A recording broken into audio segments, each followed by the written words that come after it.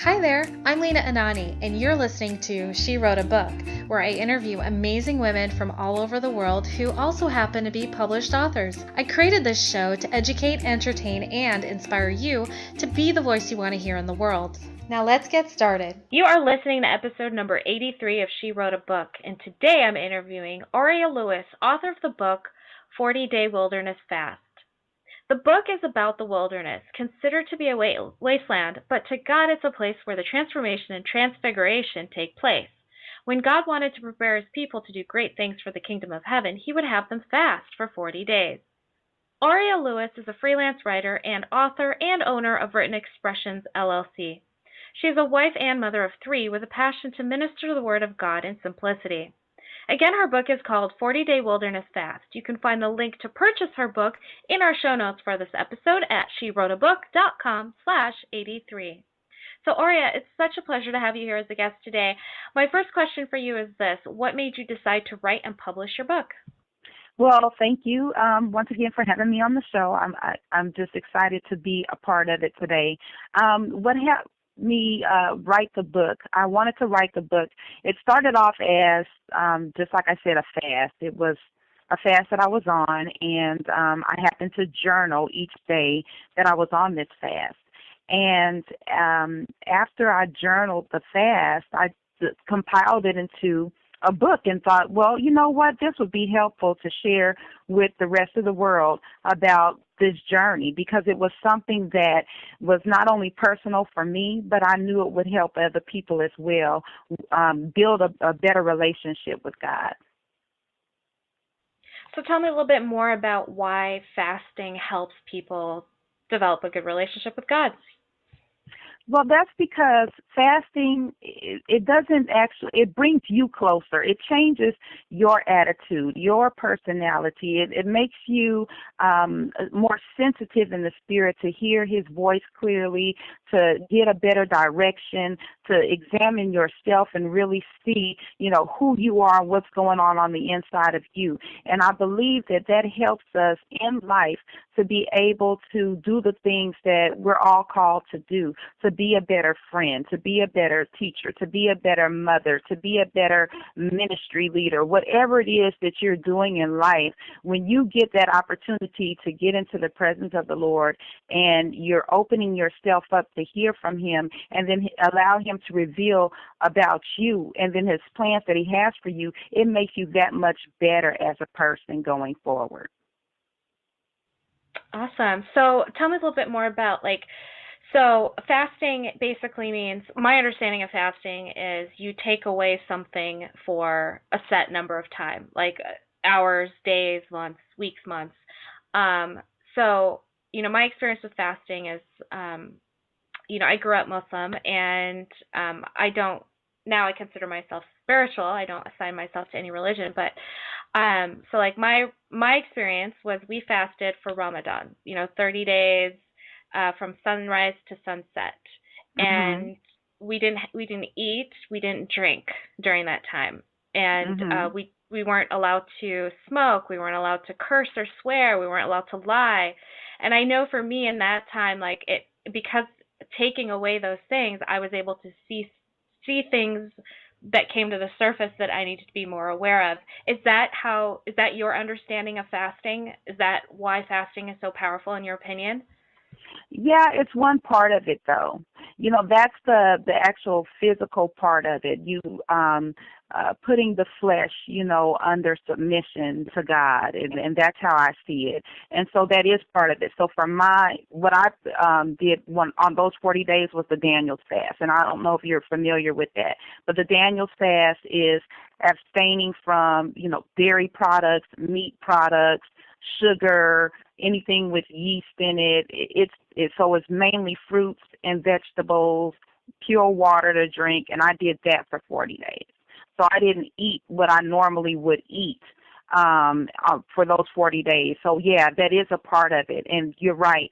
When you do put, abstain from certain things or take away certain things, it does bring you into a place to where you can truly hear and listen.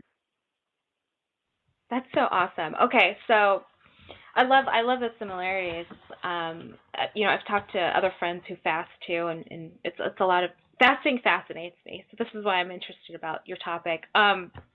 So what happens after the 40 days? So let's say you fasted for 40 days, you take out all those elements out of your diet, which a lot of us know that they do affect our brain chemistry and they affect, the way we see, think, and feel. So when we take out those elements from our diet after 40 days, do you decide to reintroduce them? Yeah, you do, but you do it slowly.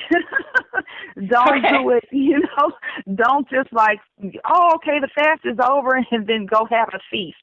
No, you have to introduce it slowly. And so I kind of started introducing things one thing at a time. And when I say one thing at a time, it must have taken me well over a month to really get back into my regular diet, how I was eating before. And some things I just really enjoyed off of the Daniel's fast, and I just, didn't go back to or didn't stop that because I learned how to cook completely differently. And my family, who wasn't really participating in it, they got involved in it too, and they really enjoyed the dishes that, I learned how to cook while on that fast. But that is something you can't just rush into because it will make you sick. Because it's kind of like a detox. You're cleansing your body. And so when you cleanse your body out, you don't want to introduce the processed foods and things like that in such a hurry because your body's going to reject it. So it sounds like so when you talk about the fast, it's about helping you detox your body. It's about helping you make better choices for yourself. When did you make the connection that this was a spiritual experience? I made the connection while I was on it. I just didn't know that I was going to end up writing a book.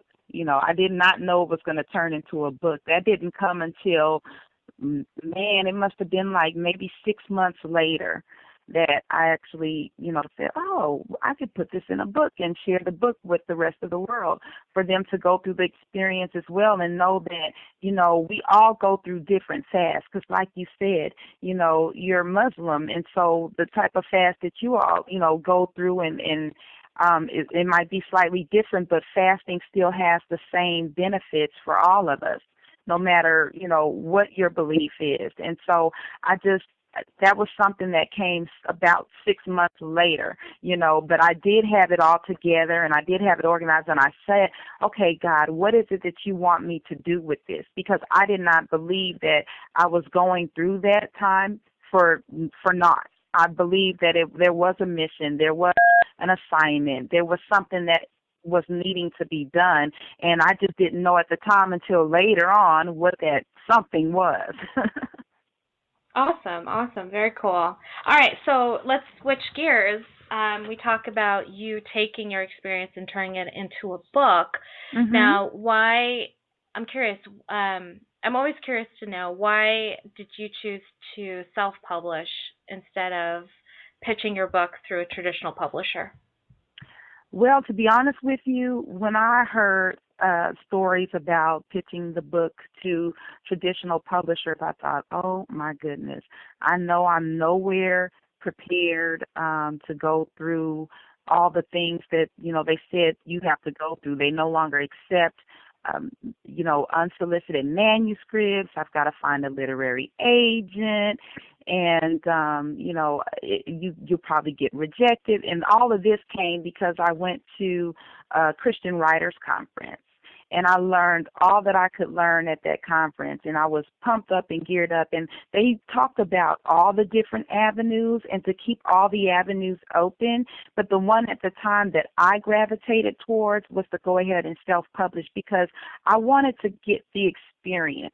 And going through the experience, seeing what's all involved, seeing all the work that's required, and then having a better appreciation of why you want to hire a literary agent, why you want to hire somebody to proofread your book before you publish it, why you want to get involved with a traditional publisher. Because, see, now I have such an appreciation for that, when I go and purchase or when I go and write my next book. I'm going to be taking, a different option or a different path, I believe, when I write my second book. Awesome. So I know offline we had a conversation once about your book and how you chose to publish it without editing or without having Mhm. someone proofread your book. Mhm. And I want to know, like, what have you learned from that experience? I've learned have somebody proofread it because I mean the only thing I can say right now is that I'm using that as a learning tool. I'm going to use that to remind myself, you want to present your best piece of work to the world. And if I feel that I'm being called to write, if I'm serving the Lord and he's using me through my writing, then I want to give him the best piece of work that I can give. And so going forward, I'm not going to just put anything out there without having someone help me, somebody else taking a look at it. I thought at first, I can look at my own stuff and I can read it, I can edit it, but there were things that I missed in that first book, and so that taught me you're not going to see everything because I'm writing it, and it's really hard, at least for myself. It was really hard to put myself in the seat of an editor and really, scrutinize the book and look at it and read it like I didn't write it. So that was a challenge for me. Now I can read somebody else's and I can see things, but that's easy because I didn't write it. I'm not speaking it, so I don't know their story. I'm reading their story. But when you're the writer and then you're also trying to edit, I think it's best to put it in the hands of someone else and let them, put their eyes on it and give you some pointers. Yeah, I feel the same way exactly.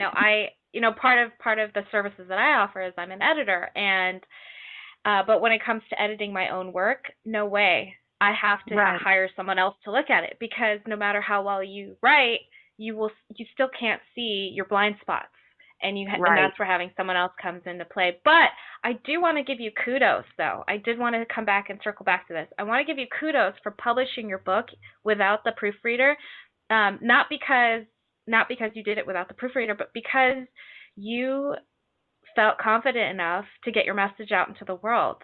You didn't let anything stop you, and I think that is something to be really proud of. And a lot of people who have something to say will stop themselves because they feel like, well, I don't know how to do it, or I don't want to hire someone to help me do it, and so they never end up doing it. And then people who could have benefited from their message end up not getting that from them. So kudos to you for publishing your book. In 10 words or less, can you tell me what do you love most about being an author? Ooh, sharing your story. I just love that, sharing your story and connecting with other people, because once you actually share your story, that's when you realize other people have a similar story or other people are blessed by whatever your story is that you're sharing with them. It's just like telling a testimony. So I love that. I love that. Beautiful. Well, Aurea, thank you so much for being our special guest today. We will have a link to your book in the show notes for this episode, and our listeners can find that at SheWroteABook.com/83 to learn more about our author and her inspiring book. Aurea, thank you so much. It's been a pleasure. Thanks again. The pleasure was all mine. Thank you for listening to She Wrote a Book. If you enjoyed this episode, then subscribe now so you can automatically get access to all new episodes, and feel free to share your inspired thoughts with us in the comments too. I'd love to hear from you. Until then, may you always feel good and make magic.